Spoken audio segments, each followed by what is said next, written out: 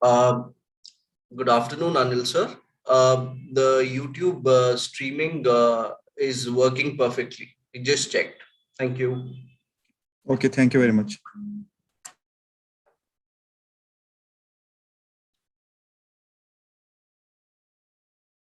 Warm welcome to all the participants uh, जो अभी तक आकर जुड़े हैं हम लोगों के साथ. I welcome all of you. It's 2:50 right now, and we are expecting more people to join in. So let's just wait for a little while till they join in, and we'll start as soon as the numbers increase a little bit, tentatively around 3 p.m. or 3:05. So just please stay online, and we'll be starting shortly. Thank you.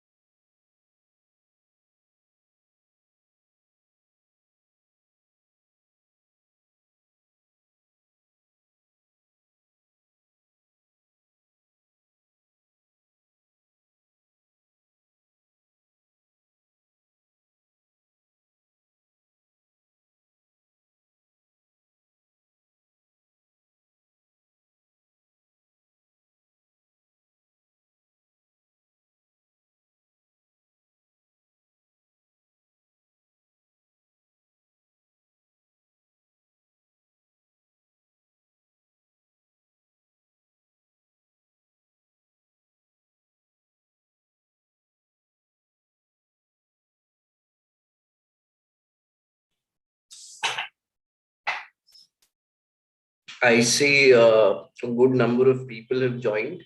So just waiting for some more people to join in. Um, it's 47, 48 people. We'll wait at least till 50 people come in and then we'll formally begin. Just give me another minute or so. Thank you for your patience and a very warm welcome to everybody. Thank you for joining us.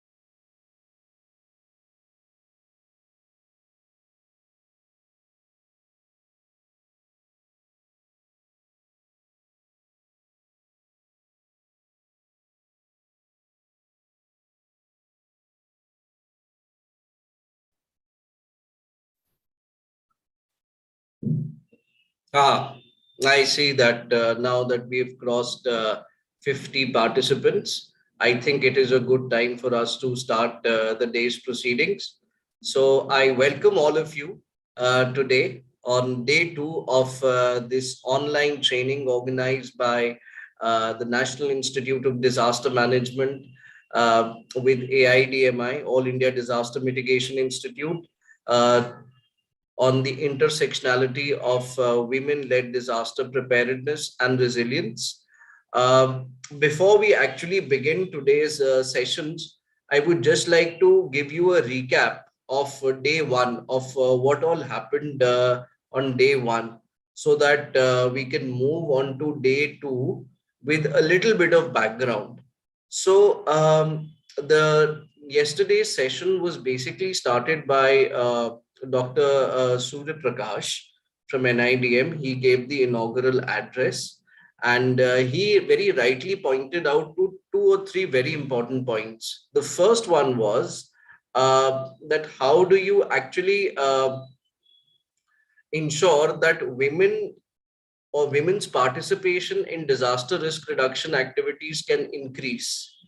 The second point that he pointed out, important point which he pointed out, was that there is this concept of differentiated vulnerability between men and women, wherein men and women can be impacted differently by the same kind of emergency or disaster. And he cited various examples, such as the Indian Ocean tsunami of 2004, also the Gujarat earthquake, also in conflict situations too. women are perhaps more vulnerable, or at least if we were to analyze gender disaggregated data, we would find that women in fact suffer more casualty, more loss and damage in terms of men. There's an exception to this as well, as he pointed out, that there are certain conditions or extreme situations where men can also suffer more. So there is this idea of differentiated vulnerability. But by and large, what is being seen is that because of patriarchal structures of society, which actually limit the mobility and access to resources for women, it is women more often than not who are invariably more vulnerable or exposed to the adverse impacts of disasters and emergencies, which is why it is important to understand what makes this differentiated vulnerability.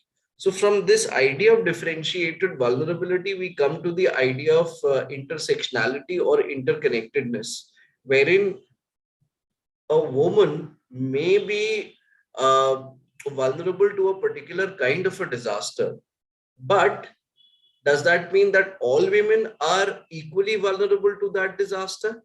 Is gender the only determinant that kind of assesses, or is the sole criterion on which your vulnerability is based? Maybe somebody may be a woman, but she may be from a low income background, or she may not have a lot of assets to her name, or she may be slightly uneducated. All these factors, or she may live in an area which is not connected to a big city or in a remote area. All these factors also play into that. Or maybe she historically does not have had access to any kind of property or resources. All these factors also determine someone's vulnerability to disaster. So, this is where the concept of intersectionality also comes into play.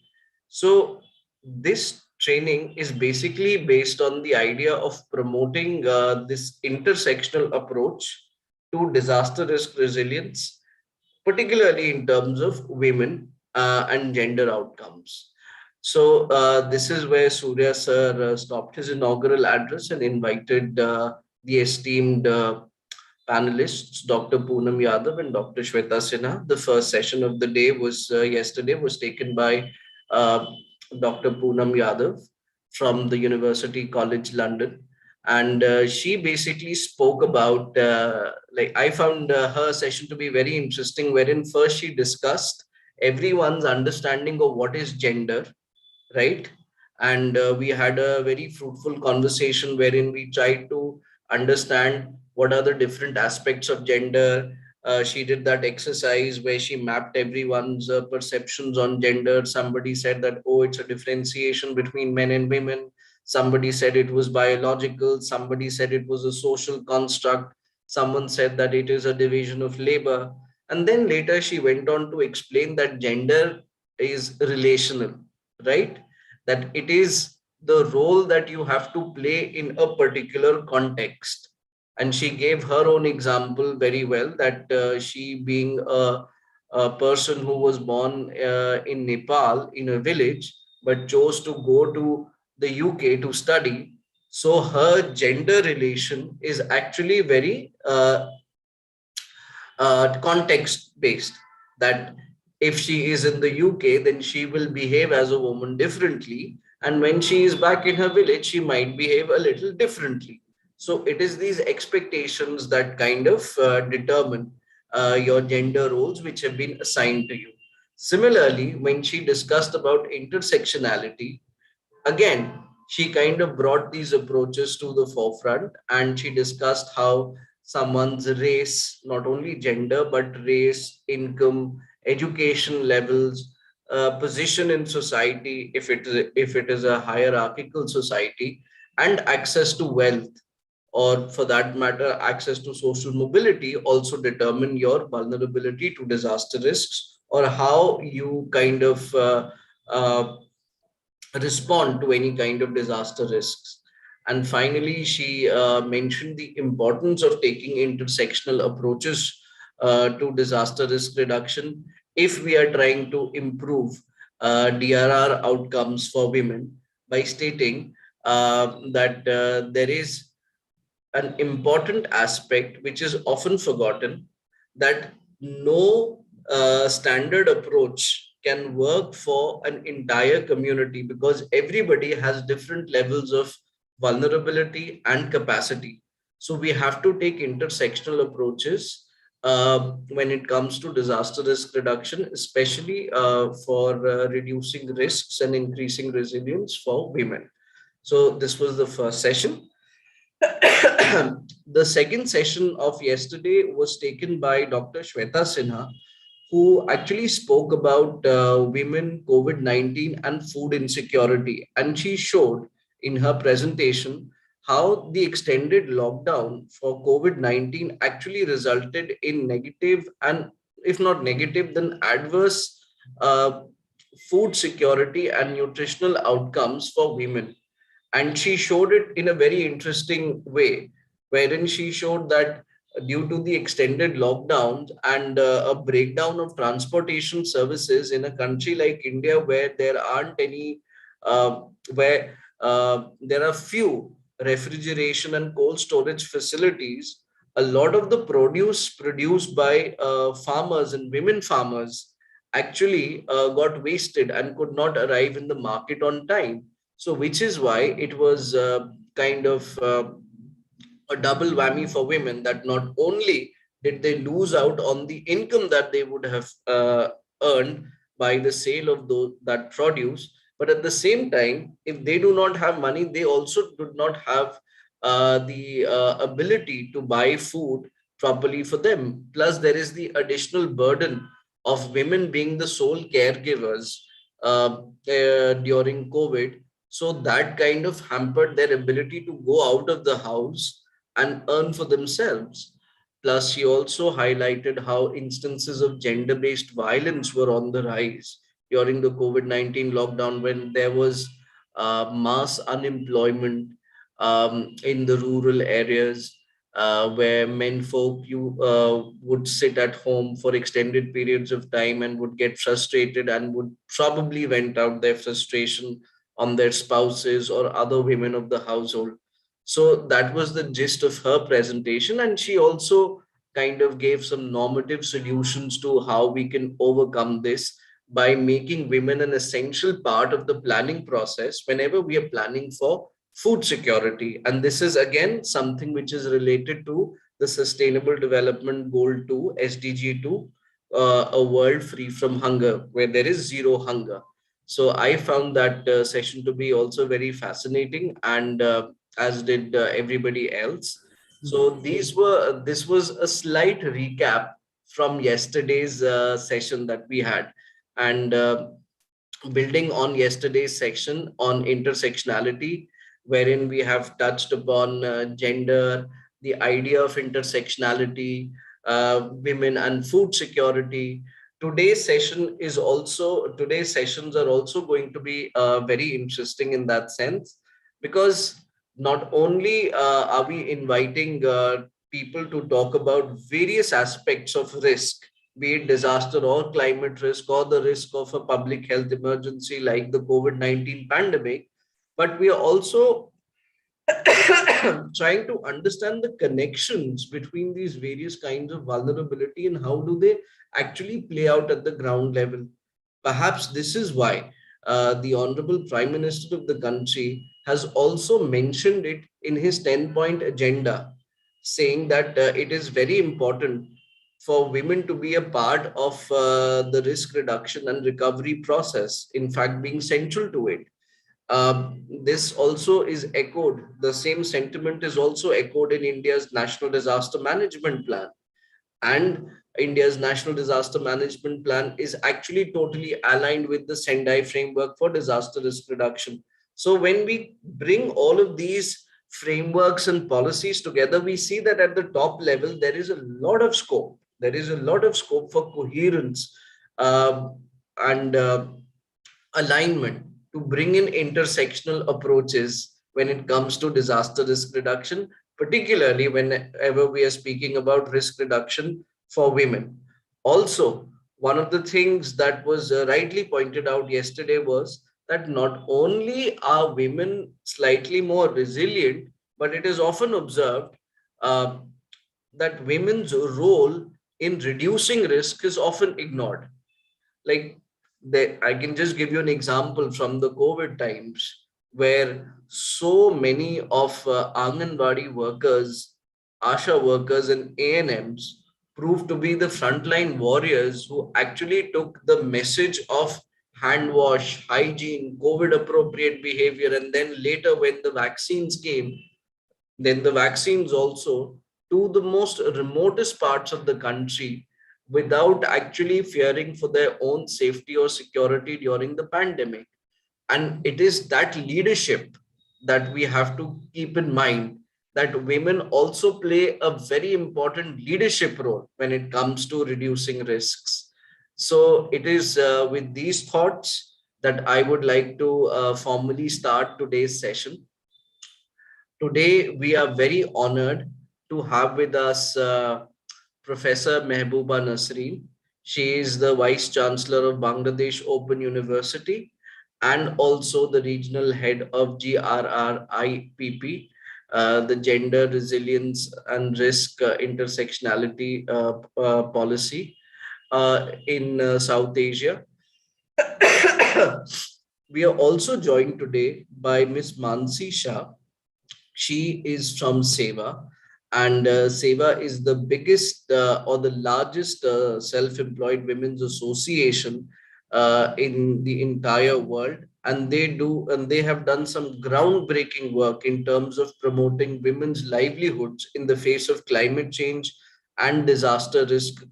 So, both the sessions by Professor Mehbooba Nasreen and Mansi Shahji would actually focus on different aspects of women, risk, and resilience. So, without further ado, I would like to call upon Professor Mehbooba Nasreen to please share her thoughts with our esteemed delegates. Good afternoon, ma'am, and hope you are well.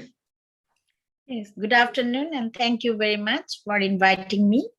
And I have listened to your brief introduction about the yesterday's session, and that's good. Yeah. Thank you, sir. Thank you, ma'am.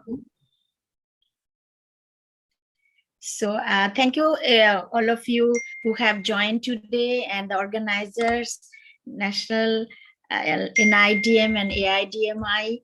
And I'm very much pleased to say a few words in front of you all, the August gathering. And I would like to share screen, or I can discuss whatever is good for all of you. At the beginning, I unfortunately haven't joined yesterday, so I should know the modality. So how much time do I have? I think it is in the program, but whether should we should I share? There's lots of time, ma'am. Please take your time, ma'am. Should I share any? Sure, ma'am. You can share the screen, ma'am. That would be.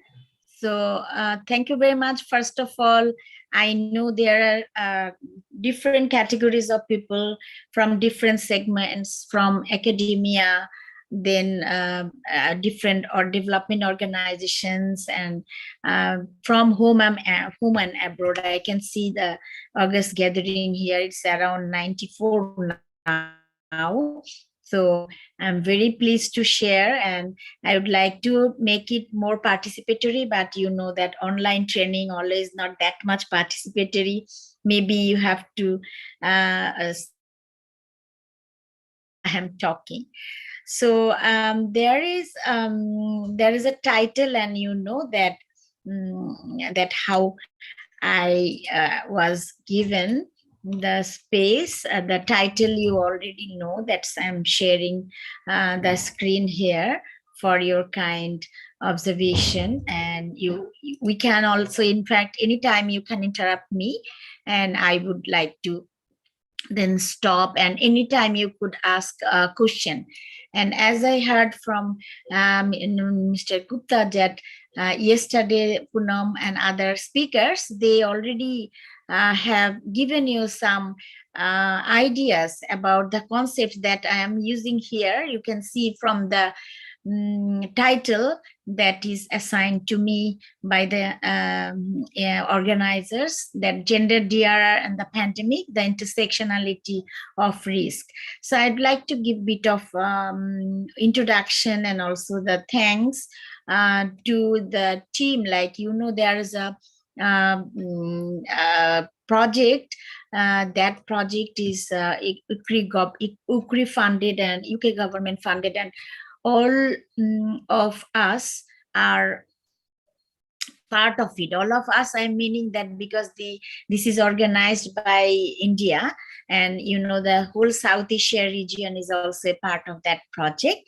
And the South Asia region, Bangladesh is leading that, and I'm very lucky to have 7 projects to run on gender and intersectionality in policy and practices. So I'd like to acknowledge the contributions of all of my colleagues who are working in this area, and we are, in fact, there is no end of learning. So we are also learning with the new concepts, and we are also learning from the new concepts, and also we are sharing our ideas that with all of us. So first of all, I would like to know, I think everyone is there, but if you think that you are present there and you can write any of these issue in the chat box, that would give us some notion that what you think that we should write or we should think. So yesterday you already know that what is gender, the basic concepts, and maybe from the very beginning you are familiar with this. So maybe some of the students who have joined, they will know now some more issues. So why gender in DRR? So that is one of the question you think, and you can write in the chat box. And then another question is disaster, pandemic, and gender. So how are they related? Many of you are researchers, so you already know about this. So what do we understand by intersectionality? There would be any other issues also, because you know that we always use a term that is intersectionality, maybe new to many, but the resilience, that is not very new to many. So I would like to see the comments later on if you think I should continue. So I would like to continue. So should we see that chat, and maybe we will go to the second question later on. So you keep in mind that maybe our first question is why gender in DRR, then disaster, pandemic, and gender, how are they related?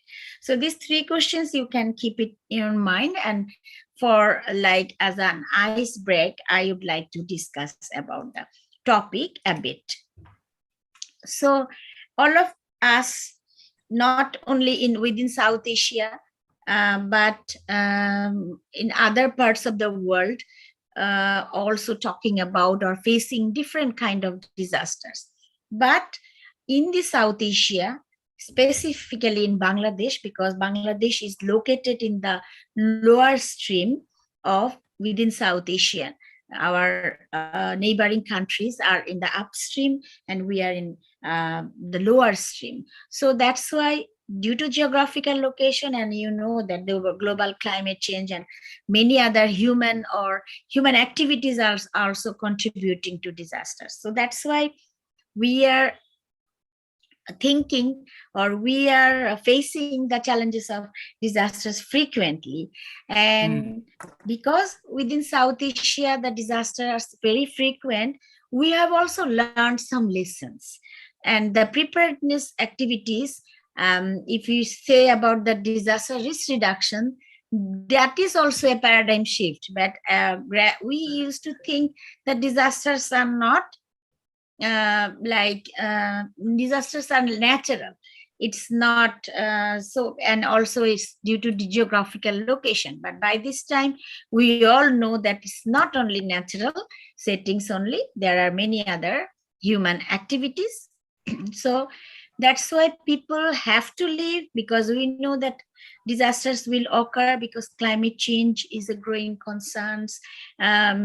Related resilience, from where it is coming, because we are, I think Shandeep has raised hand. Hello, please carry on.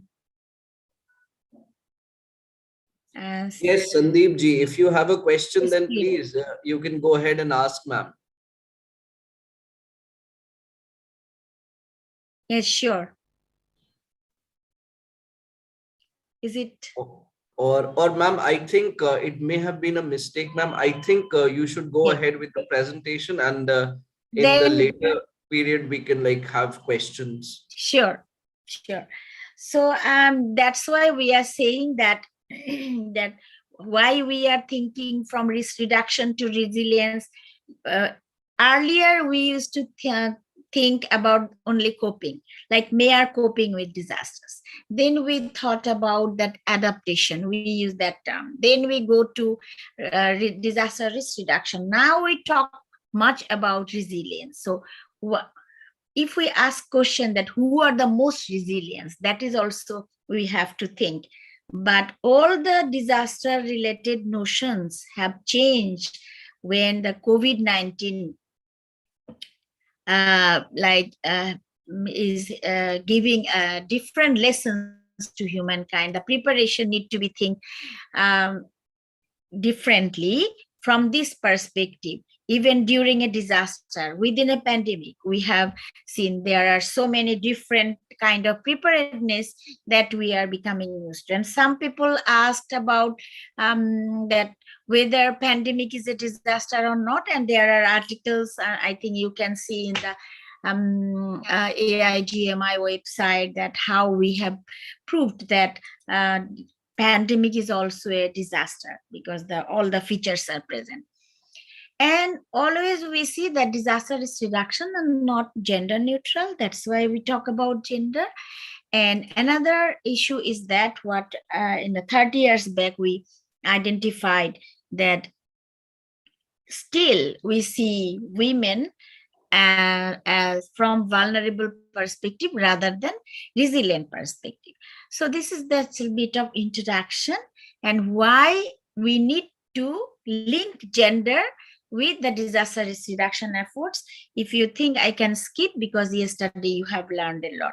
So within South Asia, what we from my personal research experience, what we have seen that that these are not counted. Although women are contributing, but if you do the relational analysis of gender, the differences between women and men, within the women and men, within the gender, there are intersectional categories. So we cannot generalize that only women, all women are similarly the sufferers, all women are vulnerable. We cannot also claim that all women are resilient or all women are contributors. But if we consider about the contributions, we see the women who are in the different, like what we say, quote unquote, lower categories of women, what quote unquote again poor women, what we say quote unquote rural women. So that's why there are in a highly stratified society, not only Bangladesh, I think all over the world, the society is stratified, but South Asia, we know some countries are more stratified than others. So in the highly stratified society, gender equality, you have to think in context of intersectional perspective. So it's poverty is an issue. Is a rural urban women difference between rural and urban is an issue. Then another that those who are marginalized category, special occupational group, persons with disability, transgender, and there are so many, that we call Dalit communities. So there are differences. So if we consider gender equality, but when we started studying that, we find, I give reference of 1995. I started doing that research in 1991. So we find that there are differences between better off categories, even within the rural community, and those who are landless and destitutes. And there are also differences in another stage. We find that there are also differences, those who are working in under difficult circumstances because of occupational category, like women with disability, men with disability, and also those who are people who have to take the occupation like sex worker as for their existence or survival. That time it was not by choice or anything. So what we see, that there are different categories of women, there are different categories of people, there are different categories of men, also communities. So that then gender dimension we have not seen until recently, that they are linked with the disaster risk reduction, gender and dimension in disaster risk reduction, in disaster risk management, or disability inclusive disaster risk management. All of these I am talking about based on our research. And you all know about those who are working in the UNTRR, you are familiar with Hugo framework of action. You are familiar about the Sendai framework for disaster risk reduction. Many of you participate in the global world conferences, also global platform for disaster risk reduction. There are many platforms, international platforms, and you know all of these, that how after 2012, I should say, when SFDRR included that women and girls invisible resilience or invisible practices are going on, and we are not counting. And you all know that Durjog Nibaran within South Asia, many of us are working there and or connected. So they started, they contributed within South Asia, the Sri Lanka, then Bangladesh, then gradually India. We are connected to the global perspective. Nepal, I must say that these countries are working more on focusing on gender dimension. We know about the Intergovernmental Panel on Climate Change. We know there's Paris Agreement. We know Conference of Parties. We now have Sendai Sustainable Development Goals to be achieved by 2030, and Sendai Framework of Action also to be achieved by 2030. So this is, we are talking about, about the UN organizations, UN Women, also working on women's rights and gender equality in disaster reduction. But we, in 2020, still we are saying that systematic and sustainable solutions for women's rights and gender equality in DR are yet to be developed. Although it's not only that it is one country, but it's many countries. We should say that globally, not everywhere equally, that systematic or sustainable solutions is developed. So there are a few questions you can see, that why, when we talk about the from feminist perspective, we talk about from gender perspective, even we talk about from empowerment or resilient perspective. Specifically, we use the word resilience. But for disaster risk reduction issues, this word has become very, very popular, because you can see from the definition, which is being mostly used, that it's an ability of individuals, communities, organizations, or countries who are exposed to disaster, crises, and these are also related to vulnerabilities so that they can anticipate, reduce the impact, and also cope or recover from. So now we are also revising this question. So it's not always coping, it's adapt also and recover. Recovery is having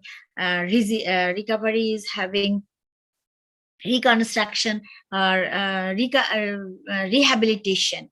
So these are some of these definitions still under revision, but we have to see that resilience is a process. That means you have to go, or you have to respond to that resilience mechanisms, and you have to think resilient for what and for whom, and resilience to what and to whom, and resilience of what and of whom. So if you keep these three questions in mind, then the process will be properly understood, and the process will be sometimes will be translated into action, and it will be remained. So it is not that we are thinking that we are making people resilient and we are searching for an outcome, but it's not. So that's why we are focusing on those of the issues most frequently. So now just this is an example that why gender matters, and because I am working on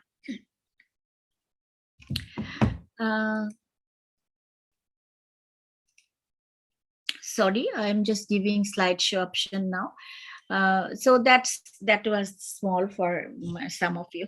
So that's one of the area that I already mentioned. This is a theory that we built in Bangladesh, and we have seen that why women and girls, and why in gender context we are talking about women only, not men. There are so many responses you have received, I think, yesterday, and differences in experience and vulnerabilities, that risk, then differential impacts. Then if you talk about responses and resilience and recovery and others. So I already discussed about the rural and urban settings. So now I'm going to another area, that gender in pandemic. That how this is an example. You all know that there were presentations in different places, that and also different studies. So I am not saying I'm just referred this, but there are so many studies available now, that what kind of problems that we understand more. We had a from Durjog Nibaron and Institute of Disaster Management and Vulnerability Studies had a webinar at the very beginning, I think, of during pandemic, that there are so many studies presented there. So what we found, that it's increased burden of unpaid work. It's for challenges for women, and you know that who are the unpaid work. Domestic violence, everyone, not only in the South Asia but other parts. And you all know that in the rate of unemployment has been increased, and in different places, those in the South Asian country, you know that many of the women who are not better off categories, they in fact, some of them are running their families also. So they had to lose their place of work because of the lockdown, and they were not vaccinated. So many people did not give them entry. And access to reproductive healthcare services were not there. Why? Because of lockdown. At the same time, there were fear of being affected, and also there were lack of, like, those health workers had to attend or work for the pandemic or COVID affected people. So mobility restricted, we have already seen. And at the beginning, we have a study. What we found, that during the pandemic period, I'm taking referring pandemic as disaster, that that pandemic period, many mobility of the women were restricted. Most of the men were affected. So there was a question for that, why large number of men are affected, not women? And we found that women are confined most of the time, so they are not, but that is not proved yet. And restricted mobility, I already told. So how can we redress the gender dimension to disaster and pandemic? Because we know that already I mentioned about that Ministry of Health and Family Welfare in Bangladesh had a study that COVID-19 pandemic like giving a different pattern, and that's why it's uncertainty. You know, there are so other pandemic also available, so this is different, they have said. And the health crisis I already mentioned, social behavior norms and gender inequalities, everything we have seen that gender lens, we had to consider or judge this using gender lens. And there are not that many research, but very short time, like rapid kind of disaster research on gender inclusive pandemic study. But especially in Bangladesh or South Asia context, we have so many compartmental areas that in context of economic stress, and we also already mentioned about the domestic violence. And if we look at this through using the intersectional lens, that is that we have to do more, we haven't done yet. So so that's why the other disaster time we have had a research that disaster time the violence increasing, disaster time child marriage increasing, disaster time economic stress increasing, or has increased already. But whether we could do the similar kind of research in pandemic, and many people are doing it, but I think large scale research. And rural urban differences we already said. So intersectionality, many people define, and you know there are so many scholarly concepts, but actually there is lot of like lack of studies or the conceptual clarification. You won't find that much research on intersectionality. Why? Because this is also very new, and you know that Crenshaw used first this one, and GRIP, gender responsive resilience and intersectionality, making this concept popular through having South Asian, Africa, Latin America, Caribbean, and United University College London. So this kind of research is, and we also acknowledge the contributions of all the global GRIP team, and also our advisory board, South Asian and other parts. And we also have thematic, so many different kind of initiatives we are taking. And that's why I think that how intersectionality approach we should use, we will get much more concrete results after completion of our project, and also some of the kind of like you are organizing this kind of event, we could get from that part also. So usually the mostly referred definition, I think Poonam has already mentioned, or other speakers yesterday. So how we understand offer a way to understand and respond to the waste, like different factors, not only gender, like until now I'm talking about gender, but if you say that gender, age, disability and ethnicity, and others, you can add also others. So that's how they are intersecting to shape individual identities and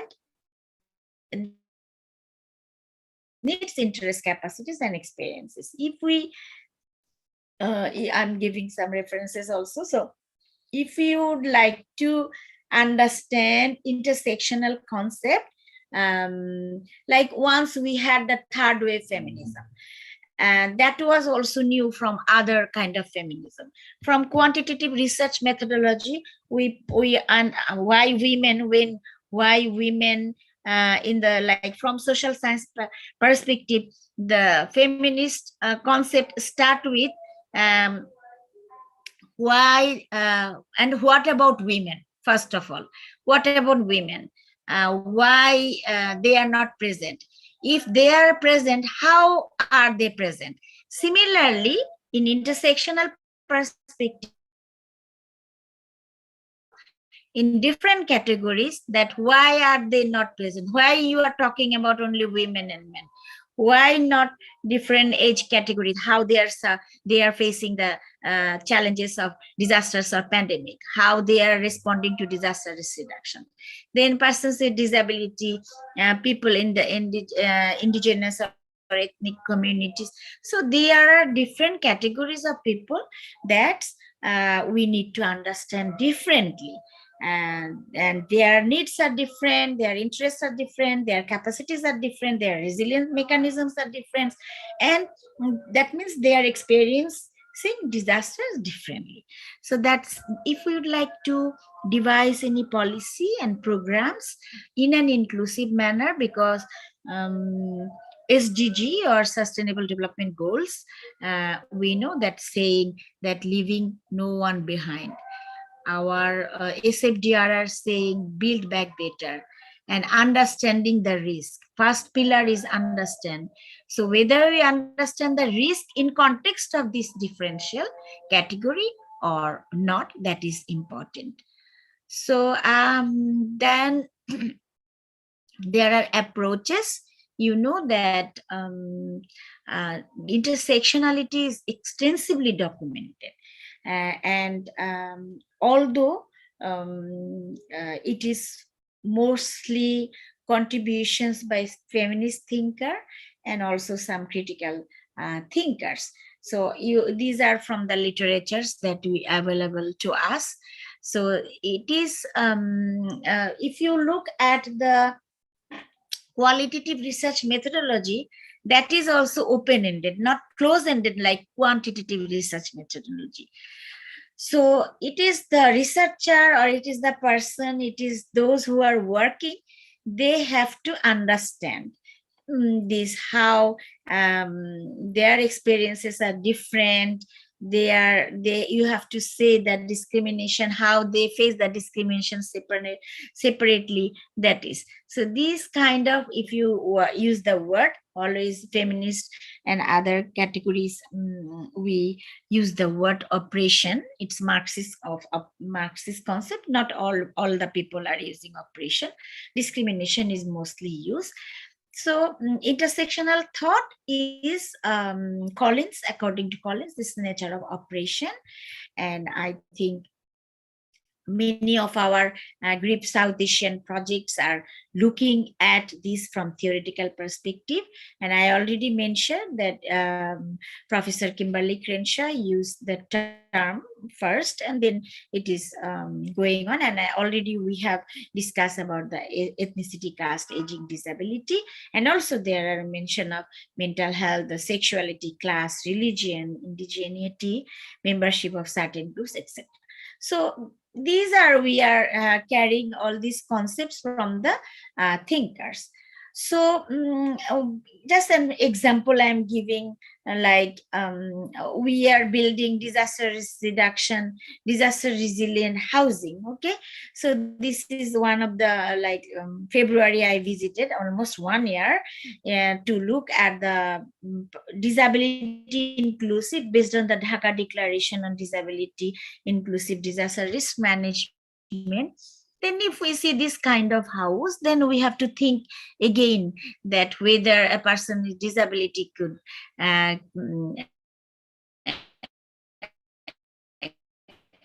have easy access. So and it is government assigned job that we had to do. So that means there is a ramp required for disaster risk reduction effort, so that he or she can easily enter. So the whole design, the risk reduction mechanism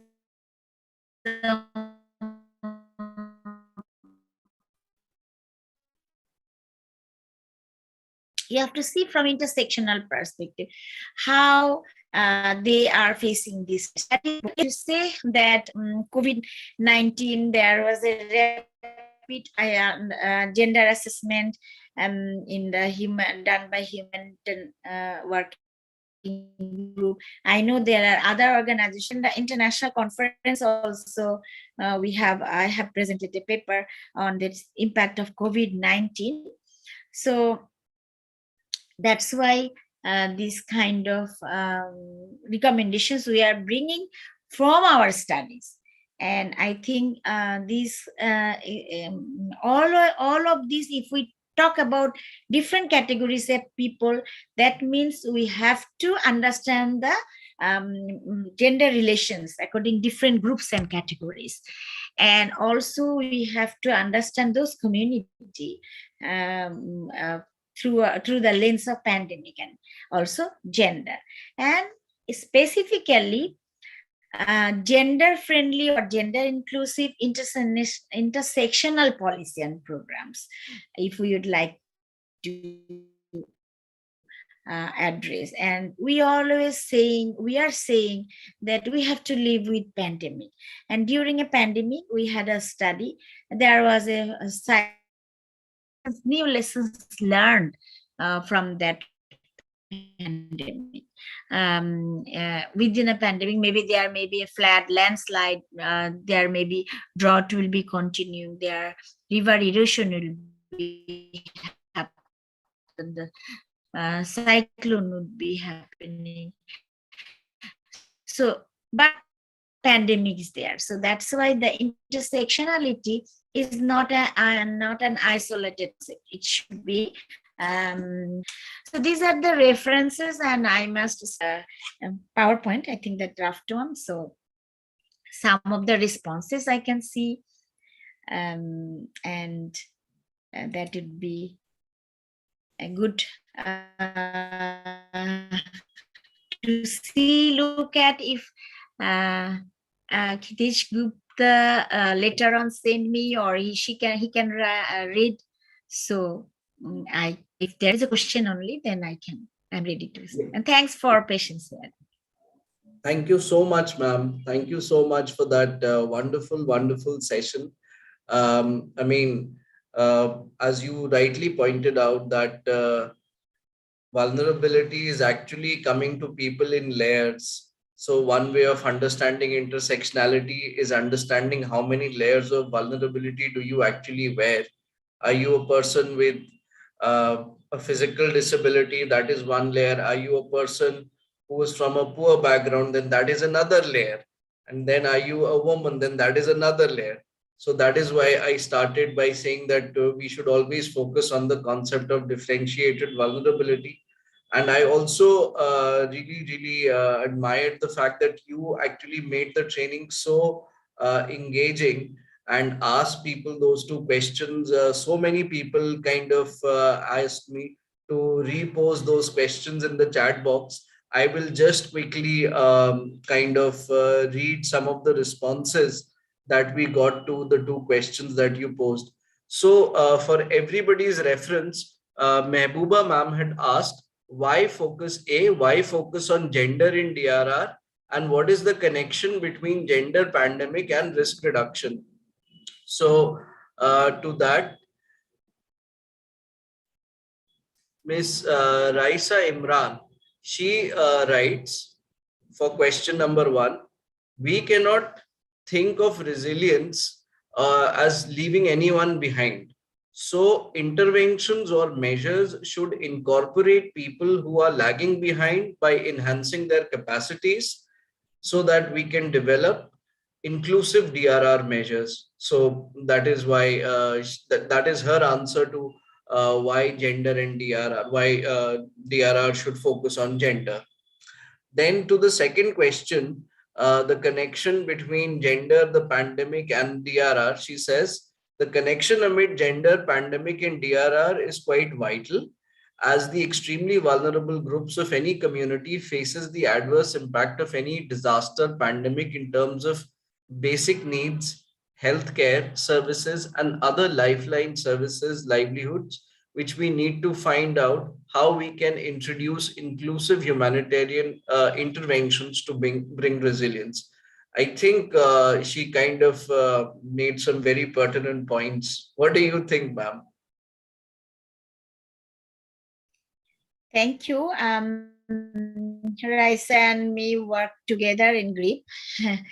And I think if she is asking about the basic needs and other issues, so inclusive how to do. So what are the lacking, who are the lagging behind? That's, and by enhancing their capacities, we can develop inclusive DRR method. So this is her comment, Yes. no question, I think, specifically. So I think Yes. they are all related to intersectionality, but actually we need to introduce this inclusive humanitarian interventions, because in the Sendai as well as in the SDGs that we are talking about those, and in many different countries in working on disaster risk reduction, they are keeping this inclusive. So from in social inclusion, we are going more to the intersectional concept. So that is the new concept that we would like to promote. So now inclusive was already there from many years, but in social inclusion is kind of similar, but intersectionality is stronger than as an word, which is giving much more rooms for people to work with. And another point, I would like to say that I'm the pro vice chancellor, not vice chancellor. Mr. Gupta mentioned, yeah. My apologies for that mix up, ma'am. I'm very sorry. Fine, no problem. It can happen. Ma'am, can we have one or two more questions for you before moving on to the next session? I hope we Yes, haven't please. exhausted you totally right now. Not me, but I think the participants may be exhausted. Oh no, ma'am. I because think they cannot have enough with you. So, yeah. Mehbooba ma'am will still take I some can more see. questions. Hello. Yes, please. Yes, ma'am. Can you hear me? Yes, yes. Okay, ma'am. So some people have started posting questions. I'll just read out one or two for you. Dr. Anand Singh Hussain is asking, as you heard in COVID-19 pandemic, home violence increase. So what kind of approaches and resilience can be taken to address this threat? Violence is a matter, because what we have seen that there are so many organizations working within South Asia. I think different countries having different names, but the government mechanisms and non-government organizations mechanisms are there. But what we have found that the number of cases or complaints are coming less because of the lockdown, and also there are other concerns, not having income and so many issues. So I suggest, and we have identified that there should be mechanisms so that because it's online methods are going on, so it can be done remotely, anonymously. So the 24/7 services should always be on all the countries, so that they don't need to have file a case to come to the place. So that is very, very essential. That's what we understood, because there are violences and they are locked down with the violent individual, maybe men and women, but they cannot go anywhere. So, but the mobile phone access or technology is there with men.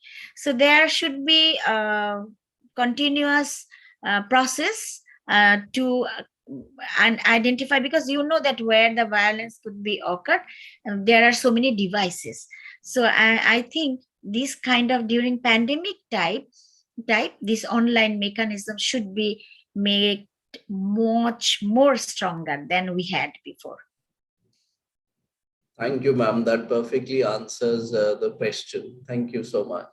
Ma'am, just one more question, or rather comment, because you had asked about those two questions.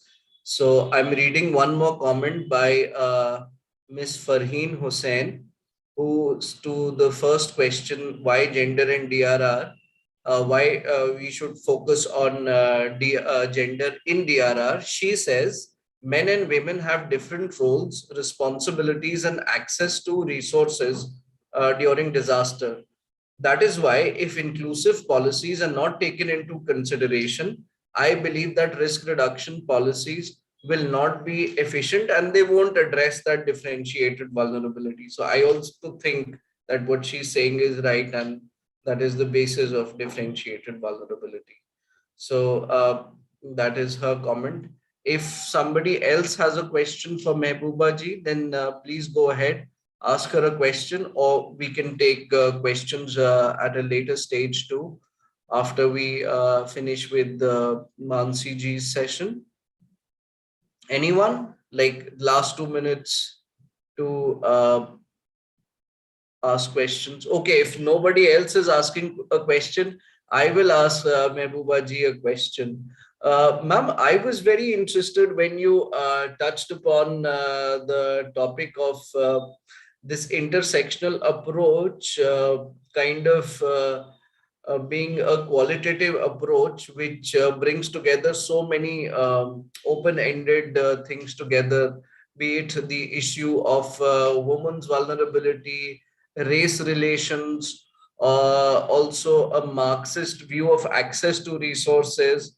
So, ma'am, what do you think, or do you think that intersectional approaches to risk reduction are the way forward in terms of research and in terms of disaster risk reduction in the coming time? I always believe in that because we used to work from inclusive social inclusion perspective, and I think leaving no one behind also saying that. But the concept I'm saying that intersectionality is giving a room for discussions to many people. So if we do not think about intersectional categories of people, and if we think about even equity and equality, that's what we are mentioning while we are discussing about the gender dimension, that is obvious, I believe. And I think the scholars and more research require for this kind of establishing this kind of theoretical theory of change. What we are very much optimistic about getting some fruitful results specifically from our project, and also all over the world, those who are doing research on intersectionality. Thank you so much. Thank you. Thank you so much, ma'am. So with that, we come to an end to a wonderful session by Mehbooba ji. It was not only very enlightening, but also highly engaging. And we all got to learn something new with it. I hope the lessons that we imbibe from her session, they stay with us. And it not only helps us in understanding the gender dimensions of vulnerability, but also we can incorporate them in our daily work, because a lot of researchers, a lot of people from CBOs and NGOs working at the ground level have also joined us in this training. So thank you again, ma'am. Before I move on to our next esteemed resource person, Ms. Mansi Shah, I would just like to remind everybody that I am sharing a link to a Google form for attendance and feedback. Please take 5 to 10 minutes of your time to fill in this form, because it would actually help us to understand what is your expectation from these sessions, and have we been able to fulfill these expectations. It is a small form. It asks for your name and email address and some other basic information. More importantly, it also asks for your gender. and we have like mentioned the category of male, female, non-binary, and also as somebody who does not wish to identify with one of the genders. So it is a very inclusive form. I encourage everybody to please fill it and share it. I'm sharing the link of that form in the chat box. It's 4:05 right now. We can do this till 4 or 10, and we can then move on to our next session. So I've shared the link of that Google feedback form in the chat box. Please take 5 to 10 minutes to fill it, and we can then move ahead. Thank you.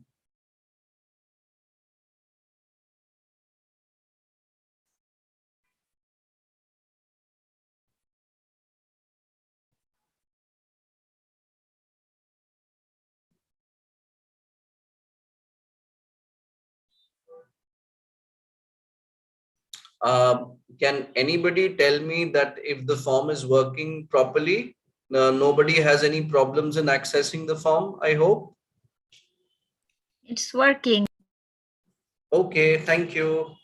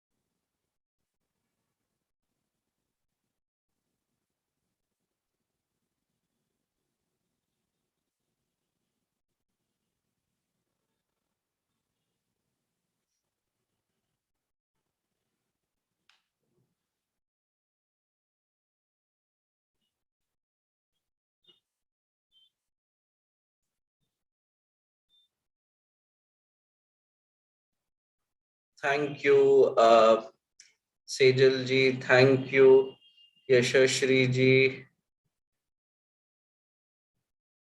Thank you, Muhammad Arif Chaudhary ji. Thank you, Raisa ji. Thank you, Bashir ji.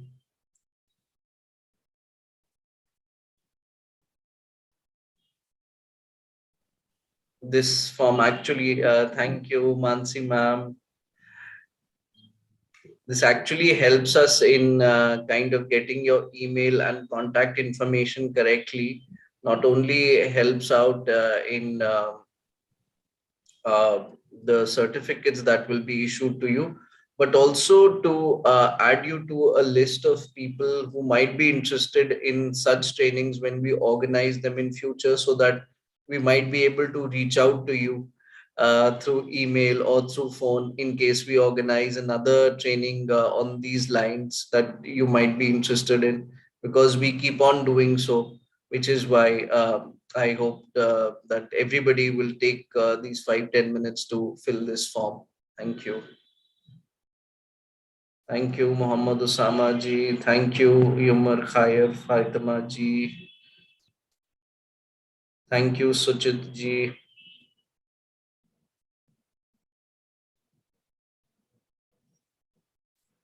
Yashashri ji is asking why I was concerned that I couldn't submit the feedback form yesterday.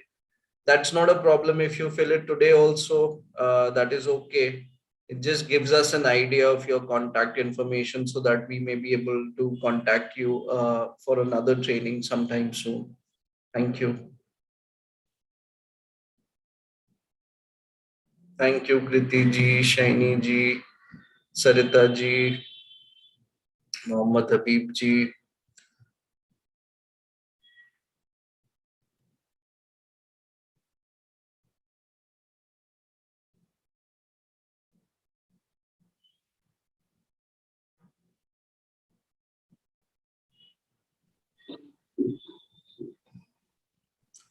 Let's wait for another. No problem, Lubna ji. If you fill the form today also, it is okay. Don't worry about yesterday. Thank you, Kranti ji. We're waiting for one more minute, giving one more minute to 2 more minutes to everyone, and then we may begin with the second uh, session for the day. So please, I see that till now there have been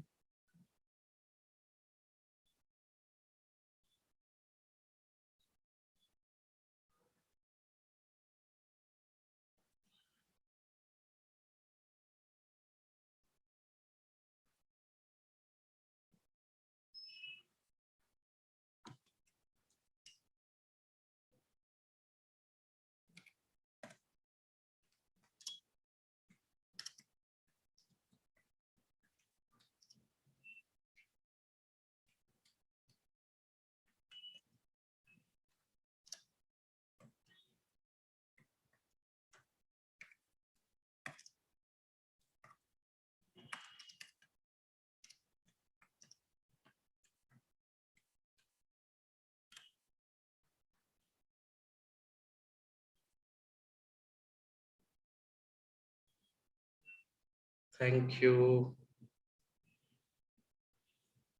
Great. So we have 40 responses. Please, let's take another 2-3 minutes. Can I get the form link of yesterday? Dr. Samina Akhtar Kakuli ji, don't worry, ma'am. Fill today's link. It is as good as filling yesterday's link. We're just trying to get information and your correct name and email address. So don't worry about yesterday. Fill today's form. I'll share it again with.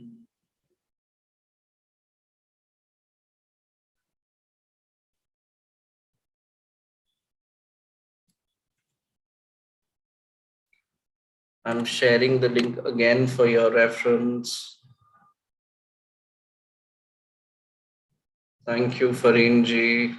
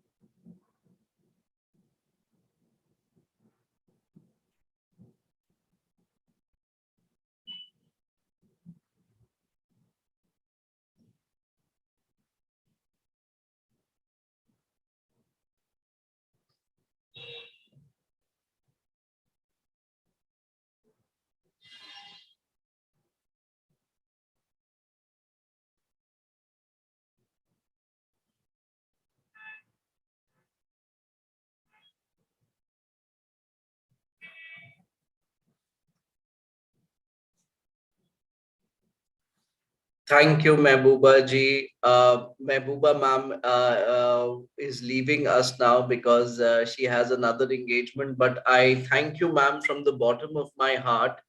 And on behalf of NIDM, Major General M.K. Bindal, sir, Professor Surya Prakash, sir, Mr. Anil Kathet, myself, and of course, Mihir ji, we all thank you a lot for being part of this training session and enlightening us with that wonderful, wonderful session. Um, like because everybody is requesting me to share the slides which you used. I have those slides and I will be sharing those slides with all of you, which is why I've been asking for your email addresses. So please take the trouble of filling that. But again, Mehbooba ji, thank you so much for being part of this training session. We hope that we get to interact with you again. Thank you, ma'am. Thank you. Thank you, everyone. And thank you, National Institute of Disaster Management and All India Disaster Management Mitigation Institute. I think this is a good session and everyone are enjoying. Thank you for inviting me again. Thanks. You. Yeah. Thank you. Bye. Bye. Okay, so I think we should move on to our next session. Um, I am very happy and excited to invite our next resource person. She is Ms. Mansi Shah, and she is associated with the Self-Employed Women's Association, SEWA. Uh, what can I say about SEWA that people already don't know? But for those who don't, SEWA is the biggest trade union of women in the world, and it has actually done some stellar and ground breaking work in terms of empowering marginalized women into collectives of working women who actually get a fair wage for whatever kind of work that they do. I think I should relate this concept to the concept of unpaid work that Mehbooba ji had also highlighted in her presentation. So I think Seva is doing some great work in ensuring that women who work hard actually get paid fairly too. And Mansi ji is here with us today to talk about climate change, livelihoods, and women, the intersectionality between these three things. So without further ado, I invite Mansi ji to please come and share her thoughts with us. Mansi ji, over to you. Thank you, Satish Bhai, and namaste everyone. I would like to thank NIDM and AIDMI for inviting me to this very important session and giving me an opportunity to share the learnings from our experience organizing and working with poor grassroots women workers from the informal economy, the members of SEWA. Satish Bhai, can I have the slides, please? Yes, ma'am. Just a moment.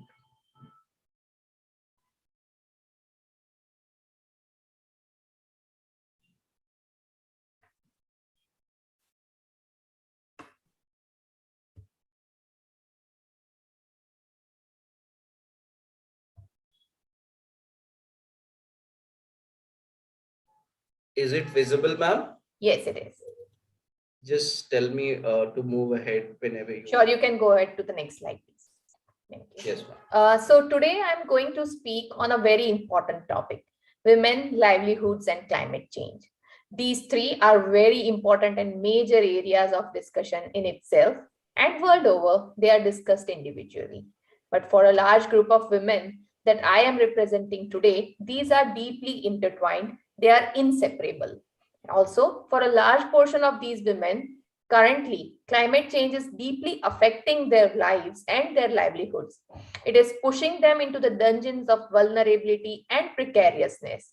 So, who are these women that I'm talking about? What are their livelihoods that are getting impacted? And what is the climate nexus? Can you go to the next slide, please? Kshitij, by the next slide. Yes, ma'am. I'm just.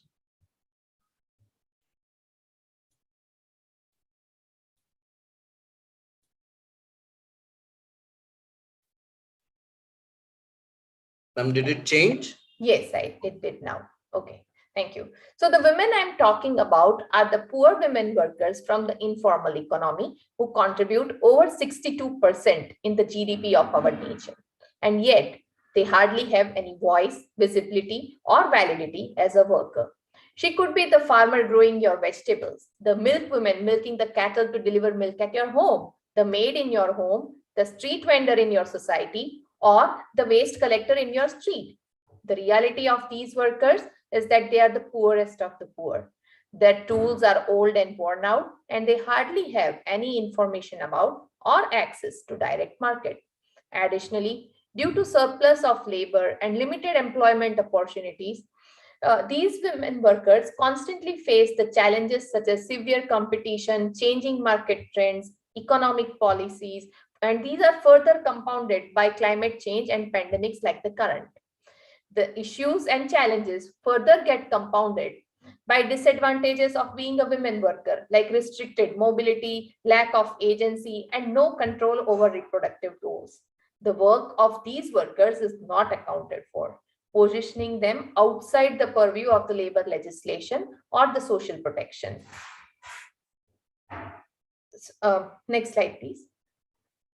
And therefore,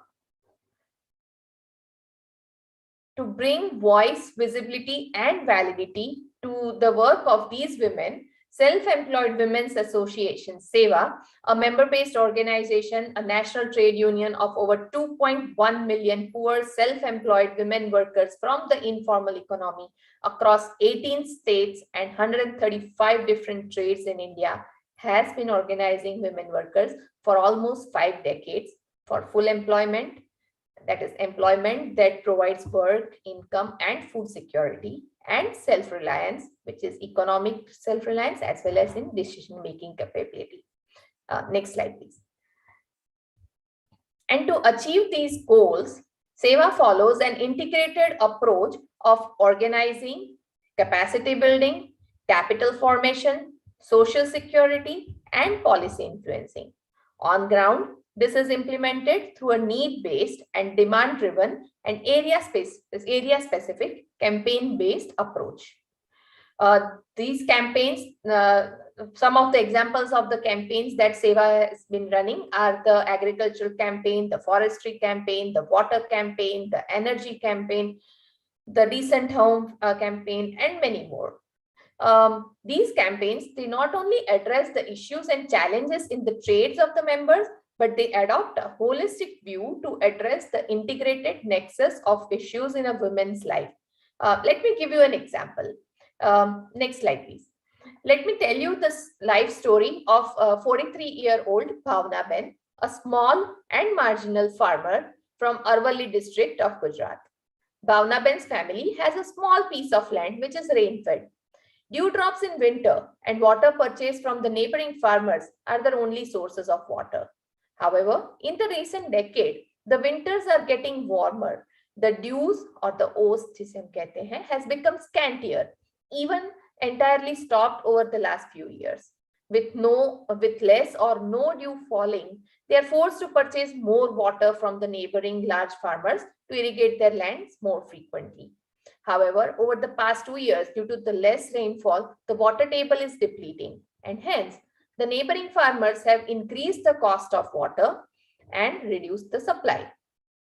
Therefore, small and marginal farmers like Bhavna Ben are in a soup. Either their crop dies up or they are forced to leave their lands fallow and work as agricultural laborers on others' field or migrate to cities in search of job. Bhavna Ben's case is similar to that of over 1.25 million members of SEWA who are associated with agriculture, agricultural labor, and animal husbandry, the women farmers. With migrants returning to the rural areas, issues and challenges around gender equality, gender pay gap, preferential employment of men over women, etc. have exacerbated, thereby leading to reduction in women's earning. Thus, despite toiling hard, day in and day out, farmers like Bhavna Ben are barely able to make ends meet. Next slide, please. Owing to all these challenges, women are slipping out of the workforce, a grave situation already in the context of future of work. Pandemic has put this on a fast track mode. But Bhavna Ben didn't give up. She represented her problem in SEWA's trade committee meetings and underwent trainings after trainings on climate change adaptation. In one such training, she learned about precision irrigation. She immediately volunteered to pilot this technology in her own field. The challenge was access to finance, but organizing helped her. A solar power hydraulic water pump combined with precision irrigation was piloted in her field and she cultivated fennel. She installed a small PVC water tank in her field.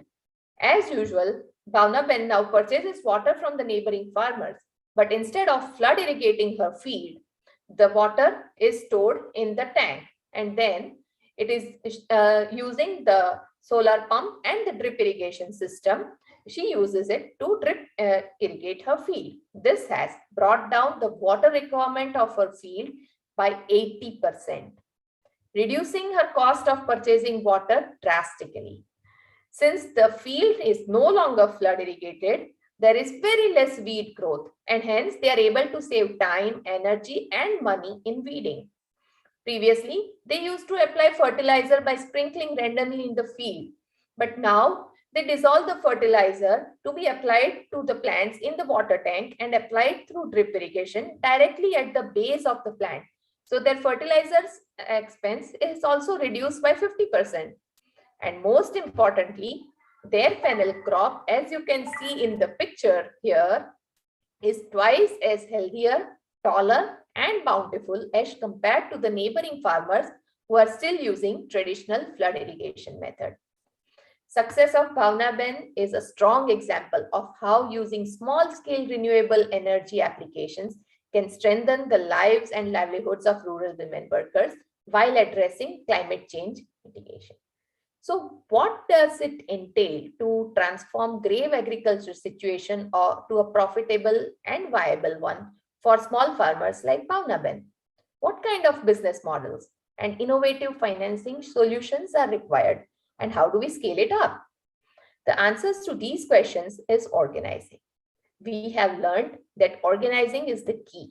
It builds the collective strength of the workers. It builds their confidence. It enables them to access affordable technology and technical trainings. It builds their bargaining power. Let me give you another example of the poor salt pan workers. Next slide, please. Seva has organized over 15,000 poor salt pan workers in the little run of Kutch. Even today, ma'am, did the slide change? No, it didn't. Just a moment, ma'am. I'm just changing it.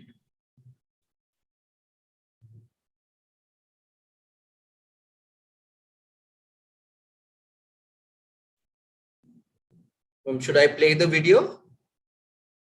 No, not yet. Let me just, I'll just tell you one.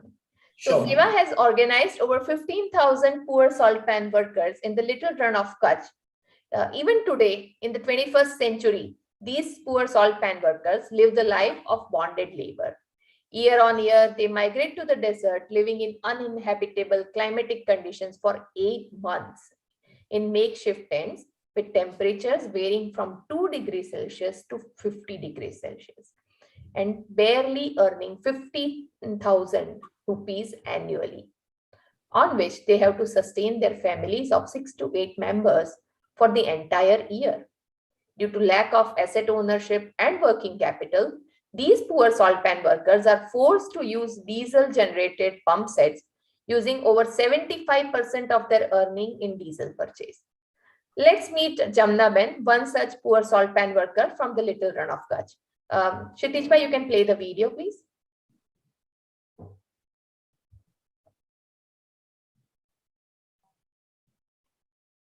I'm not able to hear the sound.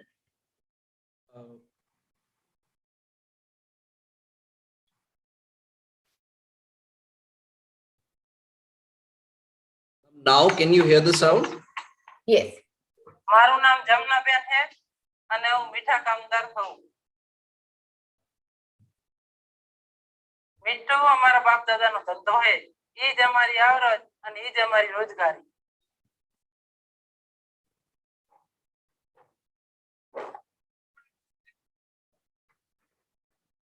અમે રાતની મજૂરી કરવી, તડકો સાયો જોયા વગર, તારે મીઠું તમારે અહીંયા પોકે.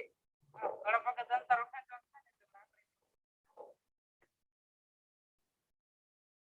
અમે બધાયના સ્વાદનો ખ્યાલ રાખી, બરાબર, પણ અમારો કોણ રાખે?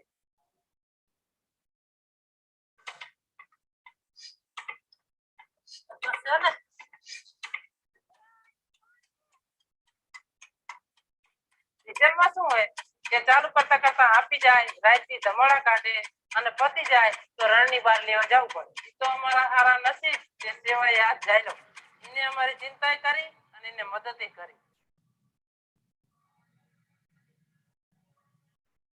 તો સેવાના કારણે હું આ સોલર પંપ લઈ આવી.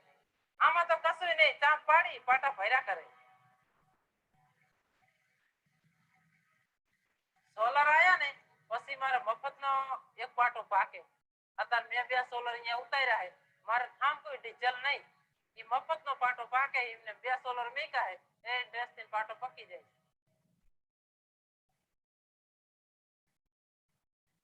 અમારી મૂડી એવાથી અને રણમાં રહેવાની શાંતિ થઈ. સાચું કહું, આ ડીઝલ કોઈને ગમતો જ નહીં.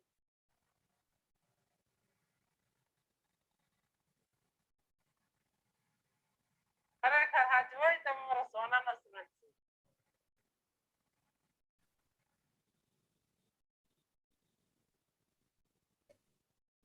Seva realized that by providing affordable access to green energy solutions, these poor salt pan workers would not only be able to strengthen their livelihoods, but also contribute to India's INDCs. On these lines, over the past 5 years, Seva has facilitated affordable access to clean, green solar pump sets to over 3,000 poor salt pan workers in the LRK region. This has not only led to an increase in their income by almost 200%, but also an aggregated reduction of over 21,000 tons of CO2 emission per year. A minor yet firm contribution towards India's NDCs and SDG 1, 2, 3, 7, 8, and 13. Till December 2021, these poor salt pan workers have cumulatively reduced over 51,000 tons of CO2 emission. Yeah, we can go to the next slide, please.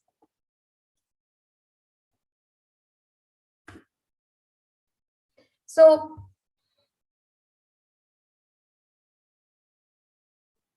can you see the next slide, ma'am? I can you put it in the presentation mode, please?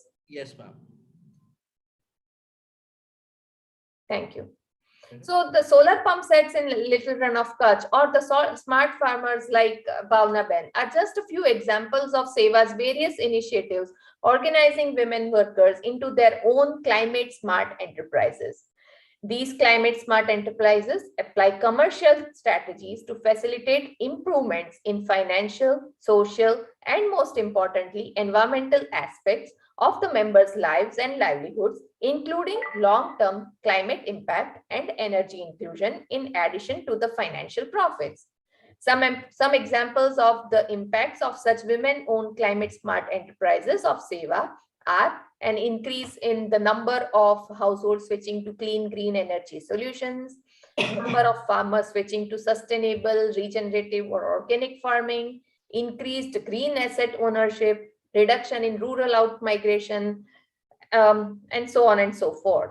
So thus, we can see that Seva's climate smart economic enterprises have multiple bottom lines. Next slide, please.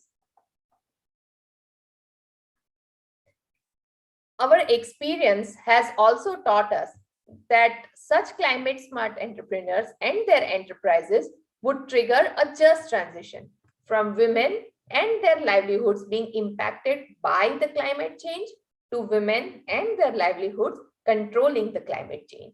Scaling of such initiatives would lead to an increase in the number of green appliances, which in turn would call for an increased number of green technicians. And to enable poor informal sector women workers to avail these new forms of employment, Seva is now collaborating with UNEP to train a cadre of over 15,000 solar engineers. Such initiatives will not only solve the energy access issues of the rural areas, but it will also lead to generating green livelihood opportunities in rural areas, curb rural out-migration, mitigate poverty through asset creation, reduce the carbon footprint of the villages, and above all, provide income security to poor rural women workers, thus building climate smart economies. This is what we at Seva call the future of work. Next slide, please. And such climate smart economies will not only lead to generating green livelihood opportunities, but will also lead to reduction in air pollution and other climate change adversities while contributing to the NDCs. But how do you incentivize these informal workers pursuing such climate smart livelihoods? What kind of skills are required? What kind of certification?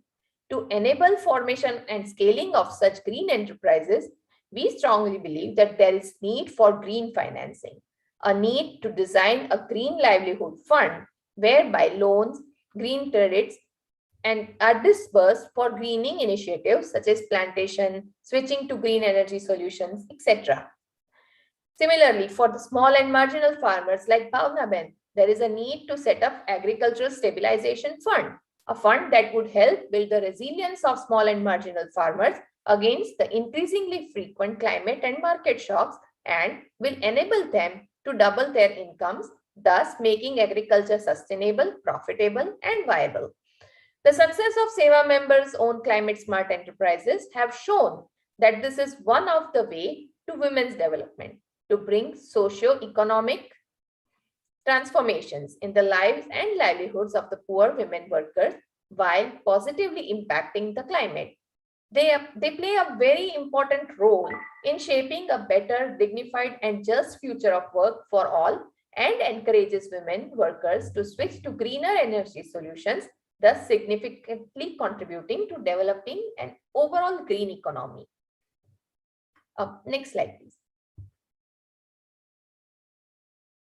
And from our experience facilitating members in becoming climate smart entrepreneurs and transforming their farms and small businesses into climate smart enterprises, we have learned that while women are worst affected due to climate change and COVID-19, they also play an important lead role in green recovery and nature conservation, because women are more open to adapting sustainable agriculture practices and lead a green livelihood campaign, which is critical to adaptation of climate change.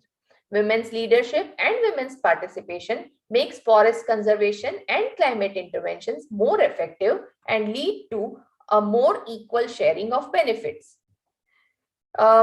Unique enterprises owned and managed by women workers are also a must for their transition to climate shock resilient economy. This is because they also contribute to a larger climate change mitigation goal. Thirdly, decentralized local economic enterprises of women around green livelihoods would not only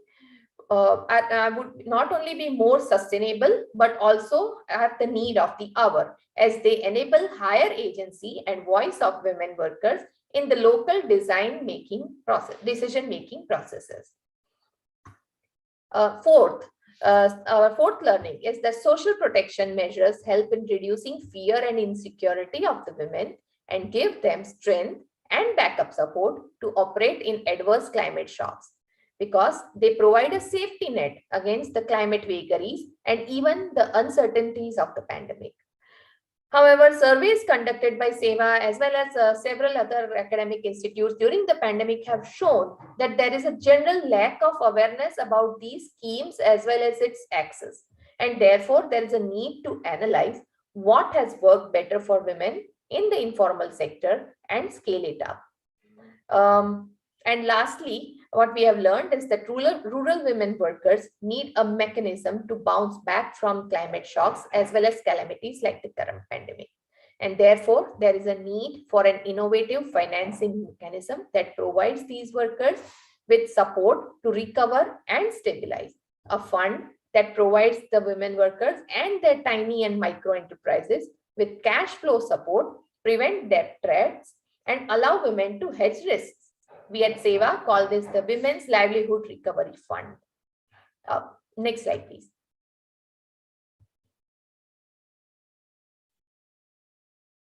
So rebuilding and resilience building after any disaster, including the post-COVID scenario, offers a lot of climate smart employment opportunities. What this calls for is women-led collective action around enterprises for green economy with an eye on agriculture, water, food, energy, and livelihood nexus. It also calls for a national study on the future of work for rural informal workers to bring out actionable policy framework suggestions as well as possible solutions for transitioning of informal workers to formality. These solutions may also need to be pilot tested. The third proposition is the rebuilding the livelihoods and resilience of women of the informal economy by creating the Livelihood Recovery and Resilience Fund. And lastly, building informal workers' resilience by creating a data warehouse to generate, capture, analyze the climate impact data. Thank you. I'd be happy to have any questions.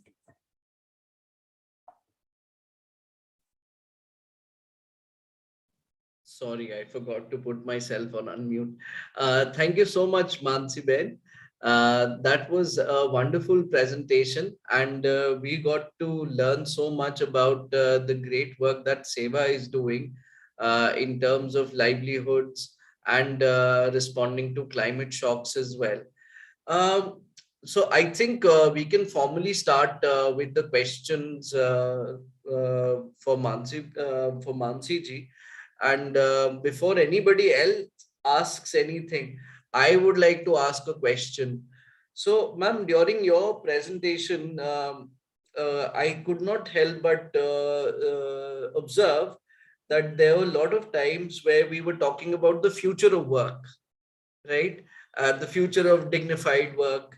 And I am totally up for this idea. But ma'am, unfortunately, another trend that we have seen happening is because small and marginal farming in our country is so unproductive, and it is so debt ridden, that a lot of youth in the country, especially from the farming backgrounds, they do not fancy working in agriculture sector anymore.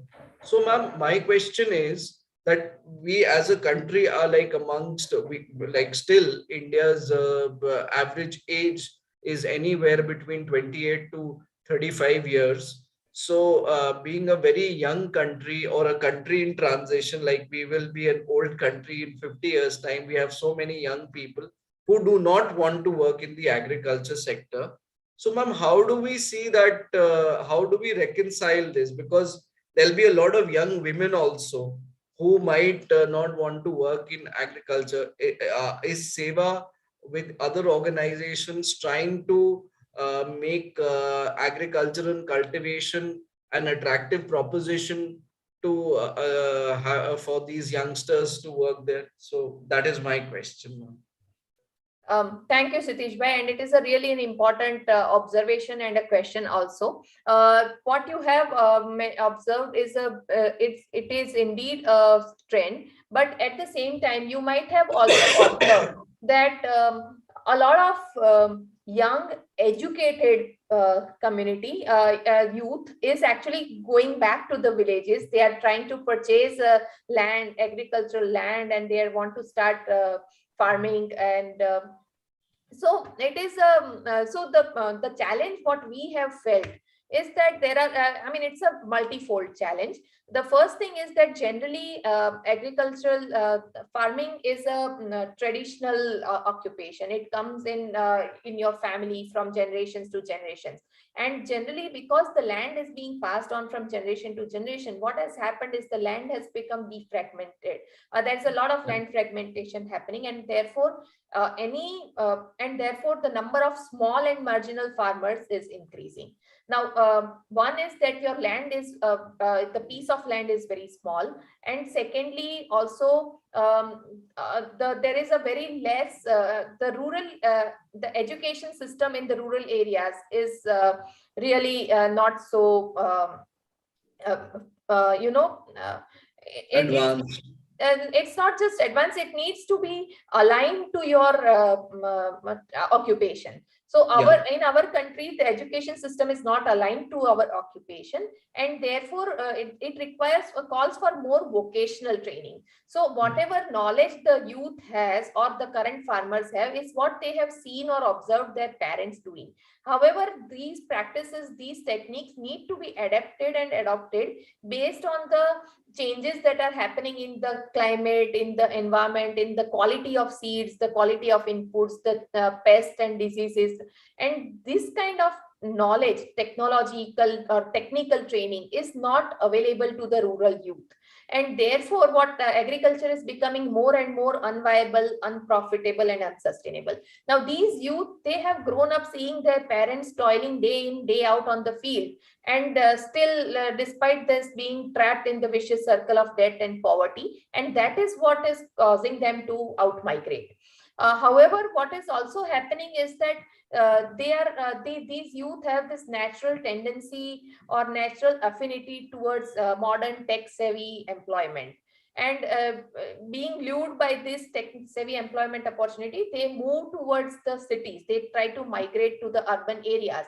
However, they do not have the skills required for availing those modern tech-savvy employment opportunities. And therefore, they end up working as casual laborers even in the cities, and again getting trapped in the vicious circle of debt and poverty. And therefore, when we saw during the COVID scenario, if you see a lot there, we saw a huge amount of reverse migration. And that is specifically because that they have now realized that it is agriculture is much better option as compared to working as a casual labor in the urban areas. So now, how do we strengthen this? This COVID has provided us with an opportunity. So how do we strengthen this opportunity? And therefore, what we think at SEWA through our agricultural campaign, we are trying to see that promote farm as an enterprise. And there is a need for on-farm, integrating on-farm and off-farm processing, so that you links in the supply chain of agriculture and make the farmer strengthen the agriculture of the small and marginal farmers. The third important thing is about providing technical and technological trainings, affordable access to agricultural technology, extension services. If all these things are provided as a package, then the rural youth would be more interested in pursuing the agriculture. And this is our personal experience with our members and their children. So thank you. Thank you so much, ma'am. That is actually a very thorough answer to my question. And I was also thinking on those lines that it is perhaps the association with SEWA for any small and marginal woman farmer. What that brings is not only the dignity to work in the farm and the assurance of having fair pay, but also the fact that you are exposed to so much of capacity development and access to so much knowledge from your own field that it becomes a very good proposition for people to actually sign up for that. I think if anybody else has any questions to Mansi ji, then you can ask so. I think there's somebody called Bashir Atharji, who is actually kind of, I think you've already addressed this question, but I'm just repeating what Bashir ji has written. He is asking what steps can be taken to prepare the younger generation for farming. And what he kind of means to say is that since we all know that farming does not have so many returns and the youth do not feel very much interested in it. So I think you've addressed that question by saying that if you can provide a package of services to the youth, to the farmers, and the youth can actually see that working and respectable level of returns being earned through farming, then I think they might be attracted to the idea. But I really like the fact what you mentioned that during the reverse migration in the COVID era, this actually gave you a favorable window of opportunity to try to convince more people to forget about these unsustainable dreams of going to earn their livelihoods from the cities wherein they have. Is there anyone else who has a question? Okay, so as I was saying that there was a window of opportunity which SEWA very well utilized during that time. Ma'am, any other examples of any other initiatives you would like to? Why is it not so clear? Yeah, Shushant Talukdarji, you had a question. Please, if you have a question, you can go ahead and ask it.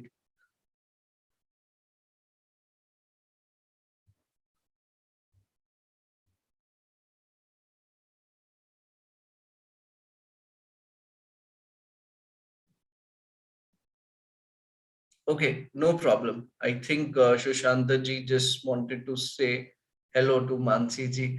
Hello back to you, Shushanta ji.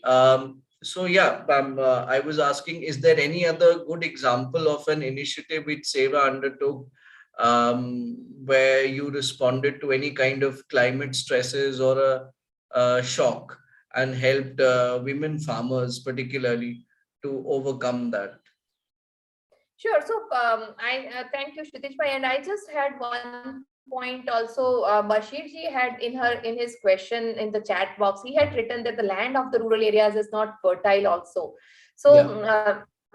on those lines, actually, I would like to share a small initiative, an initiative that Seva had taken about 10 years back now. This is the initiative in the Mehsana district of Gujarat. And in the Mehsana district of Gujarat, we have we had a membership of poor landless women workers. Now, these women workers, they because the agriculture, because of the climate change and all that, the agriculture, the opportunities for employment for the landless agricultural laborers was coming down, especially in Mehsana district. There are large farmers who apply technology like tractors for farming and pesticides or chemicals for removing the weeds and all those herbicides and all. And therefore, there are very few opportunities for landless laborer women. So therefore, to generate employment opportunity for these women, Seva organized a group of landless laborer women into their own cooperative, the Tree Growers Cooperative, the One Lakshmi Tree Growers Cooperative. And we advocated with the local government to facilitate these women with land on which they could grow, they could rear saplings, for nursery saplings. So the local government provided them with a village wasteland, about 10 acres of village wasteland. And these women workers, the landless laborer women workers, they worked for 3 consecutive years, digging the earth, making and removing the thorns and the poisonous reptiles and snakes that were for whom the land was a home. And at the end of 3 years, they converted the land into a fertile land, and they started cultivating, rearing this nursery saplings on this land. Today, this land has been converted into an ecotourism initiative, where the crops, like all the crops, wheat, vegetables, lemon, all these food grains as well as the vegetable crops are being grown on this land. The same is harvested and it is used to cook sumptuous meals, and it becomes like a haven for the urban folks around Mehsana, who come and spend a day at the ecotourism initiative, and they learn about agriculture, they learn about farming, and they can have organically grown food. They can pick their own vegetables and get them cooked for their own meals. So, Bashir ji, to answer your question, the land in itself is not infertile generally. The fertility of the land, it is because of the excess use of chemicals, the excess salt water that we are using, the hard water that we are using, the flood irrigation, the rampant flood irrigation, and growing multiple crops, not letting the land to regenerate its nutritious values. These all things have actually make the land infertile. And therefore, through our agricultural campaign, Seva is focusing more on regenerative farming, or sustainable farming, where we promote the use of biopesticides, preparing and applying biopesticides, biofertilizers like Jivamrut, Amrut Pani, Das Parni. So we provide these members with these kind of training, and then we help them. In every village, we set up demo plots. So where we do agriculture using these kind of organic or regenerative techniques. And then when the farmers are themselves able to see the stark difference between the chemically applied farming as well as the non-chemical organic farming, then it kind of, it starts picking up. And this is how in the rural areas, it's a slow process, but it is worth the effort. Thank you. Thank you. Very wholesome story of landless women being organized into a collective in Mehsana district, and the fruit, the metaphorical as well as the literal fruit of their labor is now being cooked into sumptuous meals at the ecotourism park. So like there's something for everybody to, whoever wants to visit Mehsana, to please go and see the great work done by Seva. I am sure a lot of people have a lot of questions for Mansi ji, and but unfortunately, we are like in the last 5 minutes of today's training session. For everybody else, my only request is that I've again shared a link of the Google form, which is your attendance come feedback form, to kind of get a sense from you of how today's sessions were and how can we kind of make them better suited to your expectations, and also get some more information about your name and email and your gender, so that in future, whenever we try to share these training materials with you that were used today, we won't have any kind of problem. So please, if you haven't filled this form yet, take another 5 minutes or so to fill it. And in the meantime, if anybody has any other questions, then you can kind of ask Mansi ji. She's still with us.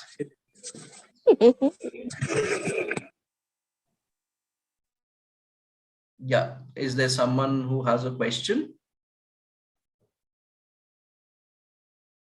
Okay. Can I ask? Yeah, please, you can ask. Go ahead. Ma'am, like I just want to know, for semi-urban kind of land where there is very less land for agriculture, so what is very much suitable livelihood for women from like Dalit settlement or even from other communities also? Because here they are a little bit far away from the town, market linkages are very poor.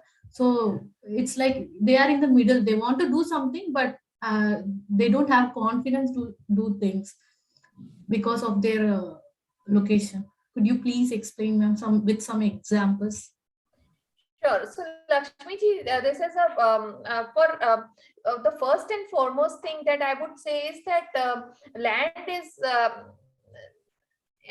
an asset, but it is not. It should not be taken as a limiting factor. Every woman has some skills in their some skills in them.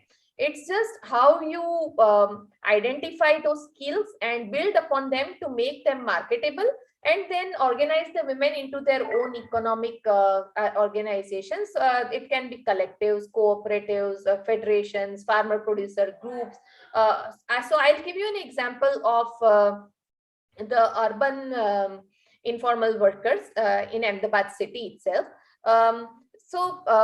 There are in Ahmedabad city, we have some of the urban informal sector women workers approach Seva, and they express their interest in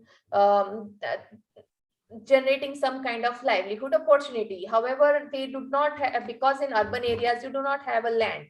So Seva, I worked with them to identify their skills, and they were very forthcoming, and they informed that they would like to do something around cooking. So we linked them to professionals, chefs, and we provided them with training on how to on smart foods. So basically, these days, if you see all the youth are attracted to fast foods, but these fast foods are not very healthy.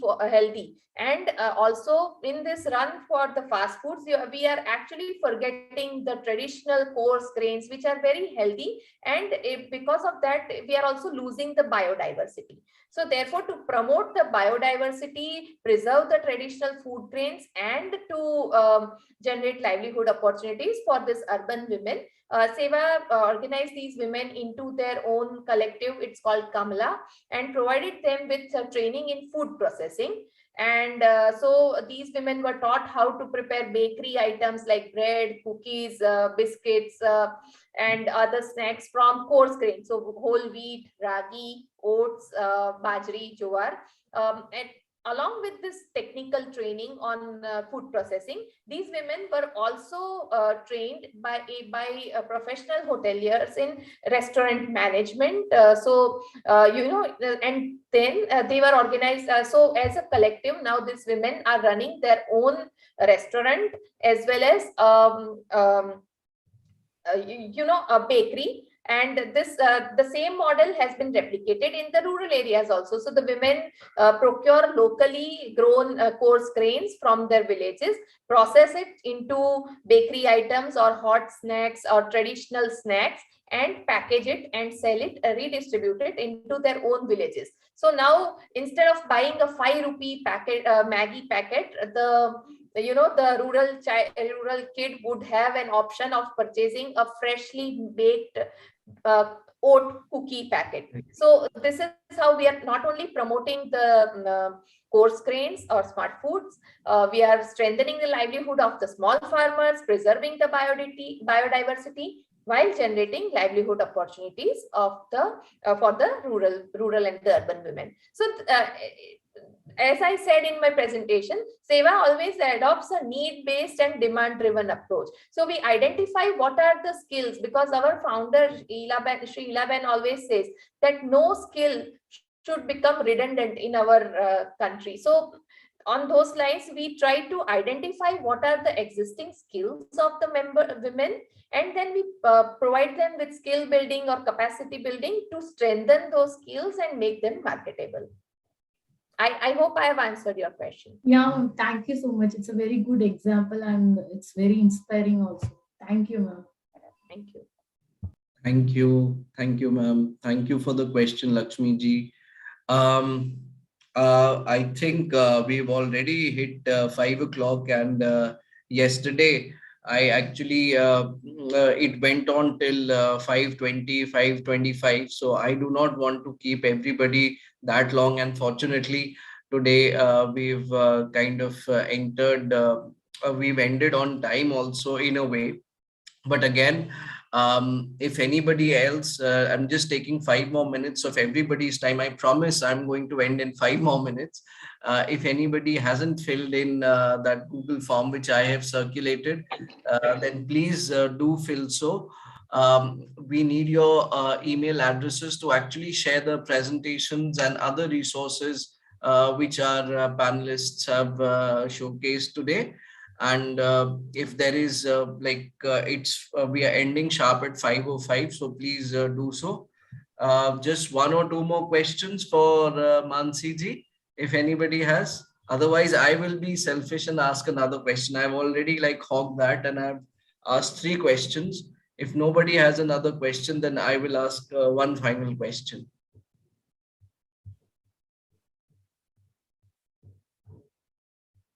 Okay, last chance. Anybody who has a question, please.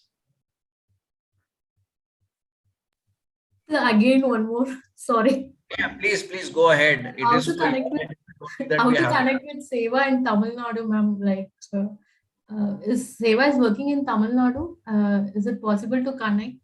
Currently, we are not present in Tamil Nadu, but we are there in Kerala. But you can write to us, and we can look at what we could do together. Yeah, okay, thank you.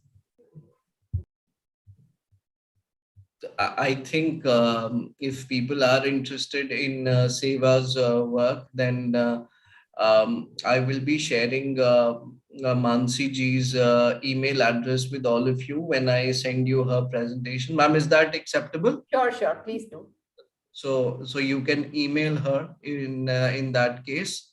And I think since nobody else is asking the question, ma'am, just briefly, I would like to know the philosophy behind an organization like Seva. You briefly touched upon the fact of, without actually stating it explicitly, the concept of a circular economy, wherein you said that, okay, through those oat cookies, that example that you gave, that the small scale farmers in the rural areas, they are being benefited. The landless women who have been organized into a cooperative that actually bakes bread in the semi-urban areas, they are being benefited. And also the final consumer, who instead of stuffing his or her teenage stomach with junk food, is now eating something healthy. So I think this concept is called the concept of a circular economy.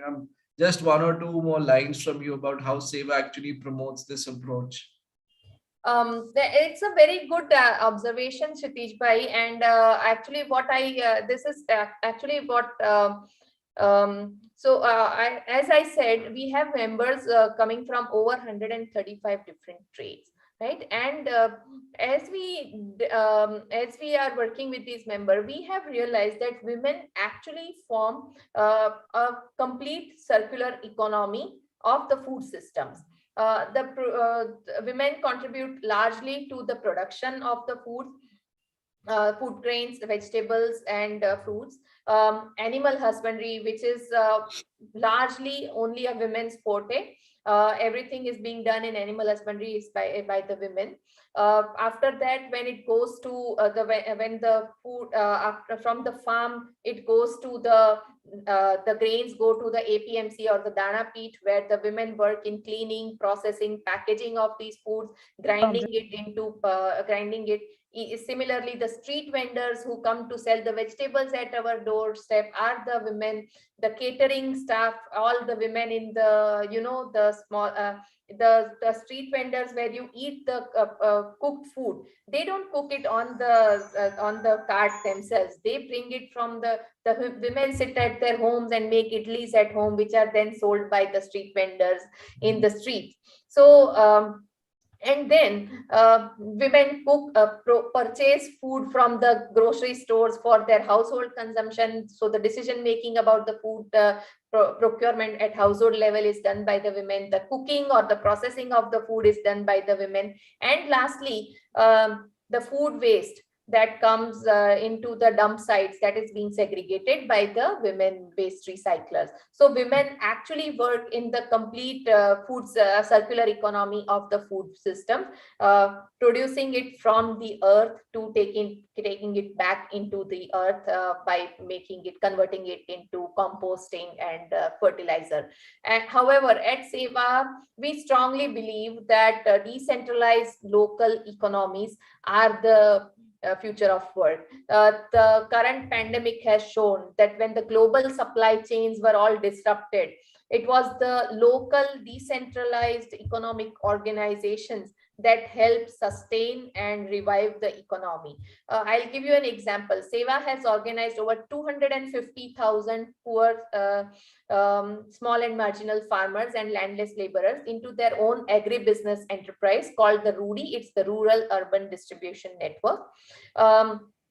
During the pandemic, when during the lockdown, when all the local businesses, the supply, transportation, everything was closed, RUDI procured the food grains locally from the small and marginal farmers in the villages. Women processed, cleaned, graded, processed, and packaged it into affordable packets. And then they redistributed the grocery into the villages, thereby helping the poor women in the community sustain their lives and livelihoods, and ensuring food and nutrition security to the women. At the same time, because the farmers were not able to transport their goods to the APMCs due to the transportation, the road closures and all that, through this RUDI's local procurement, these farmers were able to sell their produce right at their doorstep and get an income which was helpful to them in preparing for the next season. So this is how the local decentralized supply chain helped ensure food and nutrition security to the community, as well as work and income security to the small and marginal farmers, as well as the landless laborers. Rudy was just an example of how local decentralized economies are the future of work. Thank you, ma'am. That is actually a very good and pertinent example. Thank you again. I think I should end the meeting now. I've already overshot by 7 minutes, I can see. So again, I would like to thank everyone today. Most importantly, our esteemed panelists and resource persons. Ms. Mansi Shah from Seva. Thank you so much, ma'am, again for taking time out from your busy schedule and helping us understand the interconnectedness between livelihoods, gender, and climate change, and also highlighting the good work that is being done by Seva. Everybody here, especially the women today, are appreciating you in the comment section like anything, and I'm sure your email inbox will be flooded with a lot of queries, not only from Tamil Nadu, but from other places too. So thank you again, Mansipan. Thank you. And it was great having you on board. My thanks also to all the participants who took time out of their busy schedules to stick on this day 2 of the training. If you have filled in the form, well and good. If you haven't, then please, you can take another 5 minutes. We'll be ending the meeting in the next 5 minutes formally. And please do join us tomorrow again. We are going to have a very good session for tomorrow too. We are being joined by Miss Annie George, who is going to talk to you about mainstreaming gender outcomes in disaster risk reduction. We are going to be joined by Ms. Dilruba Haider.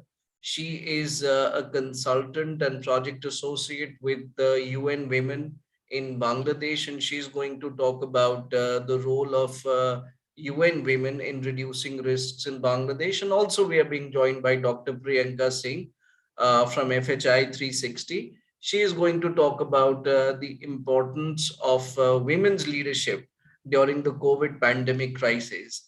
So tomorrow's sessions also promise to be very interesting. So please do join us tomorrow again.